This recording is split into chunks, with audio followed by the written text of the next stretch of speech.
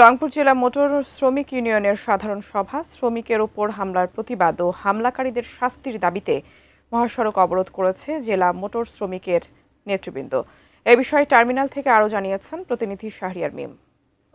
Rangpur terminal এলাকায় আপনাদেরকে জানাতে চাই যে আসলে শ্রমিকদের যে সাধারণ সভা এবং সেই সঙ্গে এই যে সাধারণ সভা দাবি তোলার পর এই শ্রমিকদের ওপর যে হামলার কিন্তু প্রতিবাদে রংপুরে কিন্তু মহাসড়ক অবরোধ করেছে যে সাধারণ যারা শ্রমিকরা রয়েছেন। সাধারণ সভার দাবিকে আজকে সকাল 10টার পর থেকেই কিন্তু তারা মহাসড়কে অবস্থান নেয় এবং রংপুর জেলার যে বাসগুলো সেটি কিন্তু তারা বন্ধ রাখে, অর্থাৎ সড়কে কিন্তু যান চলাচল কিন্তু বন্ধ রয়েছে।